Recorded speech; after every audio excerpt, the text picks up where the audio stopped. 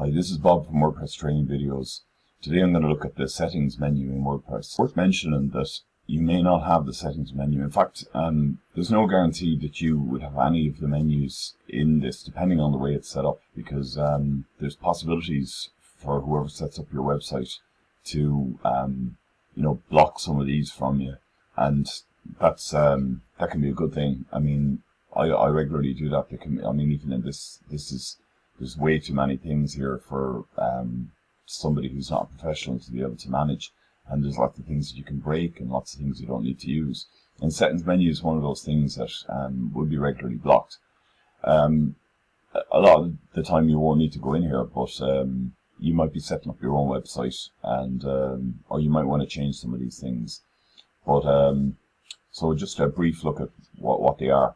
Now the other thing is that there's a lot of things in the settings menu that I can't go through them all, or I won't. Some of them are not so important. I'm just going to give a brief look through them. So if I just go, for instance, to the general tab, you might find that everything isn't covered, that you have something that you don't know what it means.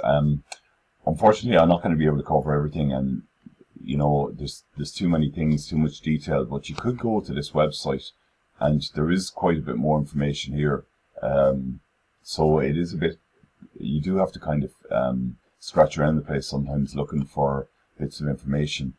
And there's other places online that you can look for this too as well. But I'm going to cover most of the important stuff on these tabs. General through to permalinks, those are the default settings pages. These ones are all added by plugins, and I'm not going to be touching them in this video. So let's just look briefly at all of these 5 or 6 pages. So the first thing is the site title. This would have been used a lot more in the past. It's still used on lots of blogs, but it's very important that you have it, especially if you're not running an SEO plugin. You want to make sure that this is titled something. It's probably important for security too. This comes out of the box at something like my blog. I can't remember exactly. So you do want to set this up and keep SEO in mind if you can. And you want to, take it into account also if it's being used in the display. Sometimes it's used in the display, other times it's not. But it will always be used as your meta title, in the code, which is really important for SEO. So that's that. Tagline, you can use it or not use it. It's probably important enough for SEO. It's going to be used in an awful lot of blog themes. Sometimes it's relevant, sometimes it's not. That's about as much as I'll say on that. This is your URL and site address. I won't get into this whole scenario because it's a little bit complicated and it doesn't apply to a lot of people. Yeah, I think that's all I'll say on that. But you can look this up if you want your site homepage to be different from your installation directory. This is going to be the web of your page. If that's wrong, you're in trouble. Really, you need to move your website or something like that. It probably wouldn't work if that was wrong. So don't mess with that unless you know what you're doing. Don't mess with either of those unless you know what you're doing. This is your web address, or your email address, for admin purposes. Most of this is self-explanatory anyway, but this one here is whether anyone can register or not. If you're doing a CMS or something like that, you won't want anyone to. This is like if you're running you might use it on some blogs. You would use it on most blogs, sorry. And if it's a site that everyone can register on, you click that. And this is the default user role for that membership. Time zone, you will want to set your time zone. I wouldn't advise leaving it to. Well, you can set it at one of these, but I think there's I can't remember offhand, but there's reasons why you want to pick an actual city. I used to just leave it as that, and I've changed since setting it to my local large city, so I can't remember exactly why, but you can do either. But do set your time zone anywhere, all your times will be wrong. date format is fairly obvious there. You can do a custom one if you want, and same with the time format. And the date the week starts on, it's not relevant for a lot of things, but if you're running some kind of a calendar or something like that, it becomes relevant. These are all to do with plugins, so I won't go into these. Excuse me. And this is the site language. Personally, I've had problems changing that. My one would be probably English. I think there's an English Ireland on it, or sometimes we use English UK. But it hasn't worked very well for me. It's caused problems with updates, so I tend to leave it excuse me, as English United States.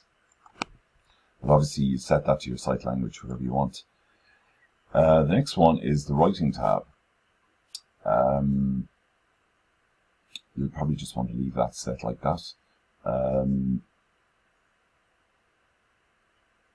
I haven't touched that before, so I won't touch off it. Default post category, this is very important. When out of the box, this is going to say uncategorized, and basically what you need to do, you can leave it as uncategorized if you want, but otherwise you would go into your posts, into categories, create a default category, and set this to the default category. That way, all of your uncategorized posts won't end up in a bucket called uncategorized. They'll end up. What I usually do is I name the default category the same as the website, and so they'll all go into that. It doesn't really matter though. You can do what you want, but at least you know what it is. The default post format. I won't really get into this because post formats are a subject on their own. But if you're using post formats, then you can set everything to. For instance, if you've got a video site and your post formats might naturally default to video. That's what that's for. This you can post by email here if you set this up. Reading then. This is probably the most important thing in the whole settings. A lot of people get confused about this. You've got basically two ways of setting up a WordPress site. You can set it up as a blog or as a CMS. If you set it up to your latest posts, then your front page is going to display a kind of archive page of all of your latest posts. And that's what you want for a blog. On the other hand, if you're trying to do a website for a company, you're going to want the front page, the home page, the front page to display a static page. So simply all you do is you create a page in Pages and call it home typically, and click this radio button and set your home page, your front page to home, or to whatever page you want. It could be about us or whatever you want, but you make your front page and your front page match up, if you know what I mean. And then you have the option of if you're running a blog on the same site, and by the way, you can leave this blank, but you would then create another page. And I think this is one of the things that tricks people. You create another page, and typically you call that blog or news or something like that, and you'd set that to be your post page. So the posts that would have appeared on your home page now appear on this page, and you have an actual static home page. Now, what really confuses people is this blog page is actually empty. When you create it under Pages, you create an empty page, and it uses that as a placeholder for your posts. So hopefully that explains that, but it is a bit confusing. I just recommend, if you're a bit confused about that, to sort of try it out. Basically create two pages, assign them, and set this up, or just leave it set up as your latest posts. Most of this is to do with blog readers. I'm not really big into blogging, so they tend to be, you can leave it set like that unless you're really into blogging and know yourself, but you can always check them out. They're fairly easy to figure out anyway. I would say, you know, if you've got a lot of people using blog readers, you probably want to pick the right thing for this, all right. Whatever you think is appropriate, but I won't offer any advice on that area. The search engine visibility, I tend to leave that unticked all the time because I've had problems with it in the past, because it does something to the robots.txt file, and there's a virtual robots.txt file in WordPress, and I found that it didn't honor me unticking it once or twice, and it was enough for me, so I've kind of left it so since. It may have been buggy, it may work all right at the moment, but I don't see a purpose to it other than if I never want the website to be indexed, because I would just, if I didn't want it to be indexed, say while I was developing the site, I'd just use Launchpad or WP maintenance mode, or one of those types of plugins that puts the website into maintenance mode. So that's my take on that. But yeah, I would be careful ticking it. Make sure that when you untick it, that the robots.txt file works properly afterwards. That your site doesn't continue to be blocked or discouraged. So a discussion.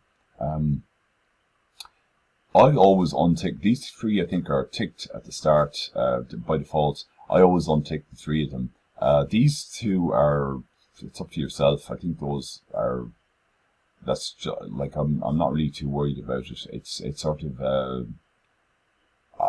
it's up to you whether it's not that important whether those are ticked or unticked. This one, I always think it's important to untick it unless you really are prepared to deal with the whole barrage of comment spam that can come. Now, obviously, it's great, like, everybody can post on your articles, but for a full-on blog, you'd probably leave it ticked, but you want to know what you're doing, I would say. And so I make sure to untick that before I put the website live. Sorry, before I build the website. If you put up some pages before you unticked that, then you'd have to go through all those pages and posts and untick that on everything. In fact, I'd actually look into getting a plugin to do that for you, to disable comments or something like that, because yeah, as far as I know, that'll also enable comments on all of your media items, and there's no way to untick that proverbial box there on those, and you can get media comment spam. And that media comment spam is probably the worst sort of a nightmare in WordPress, other than getting hacked or something like that, because you have no control over it. Other than replacing all your media. So I would definitely make sure that that's unticked, unless you feel you need to leave it ticked for some reason, which you will if comments are a big part of your website. But let's say you're just doing some kind of a CMS, like a business website, then you're definitely not going to want comments in your pages, I don't think. So that's what that is. Now, if you untick that, it means that nobody will be able to comment on anything. But what I do is I leave that unticked, and then each post as I put it up, I manually enable the comments on that post, and I'll actually just do that.